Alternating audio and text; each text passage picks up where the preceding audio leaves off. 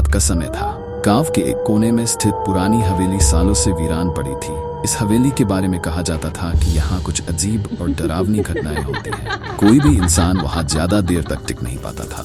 रुद्रा, जो गांव के पास के शहर से आया था, इस हवेली की सच्चाई जानने के लिए वहाँ जाने का फैसला करता है। दोस्तों की चेतावनी के बावजूद वह एक रात हवेली में रुकने का फैसला करता है।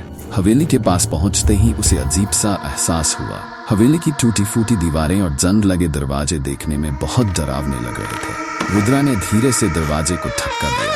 दरवाजा चरमराता हुआ खुला और उसके अंदर घुसते ही ठंडी हवा का झोंका आया। हवेली के अंदर का माहौल घना और डरावना था। रुद्र ने अपनी टॉर्च जलाकर चारों ओर देखा। दीवारों पर पुराने समय के चित्र लगे थे, जो अब धूल और मकड़ी के जालों से ढक चुके थे। हवा में नमी और कुछ सड़ी गली चीजों की बदबू थी। रुद्र ने धीरे धीरे कदम आगे बढ़ाए।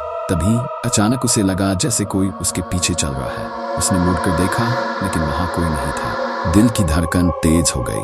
वह फिर से आगे बढ़ने लगा, लेकिन हर बार जब वह चलता उसे ऐसा महसूस होता कि कोई उसके पीछे पीछे चल रहा है। अचानक हवेली के एक कोने से एक धीमी आवाज आई, रुद्र। उसने अपनी जगह पर ठिठकते हुए उस आवाज की ओर देखा।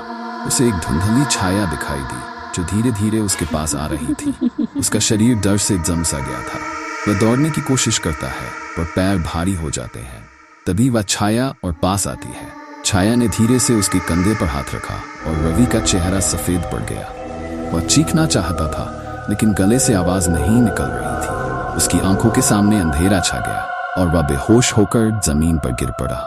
अगली सुबह गांव वालों को हवेली के पास रवि बेहोश मिला। उसके चेहरे पर डरावनी सिहरन थी और उसकी आंखें किसी अनजानी चीज को देख रही थीं। वह जब भी होश में आता बार बार केवल एक ही शब्द कहता, छाया, छाया।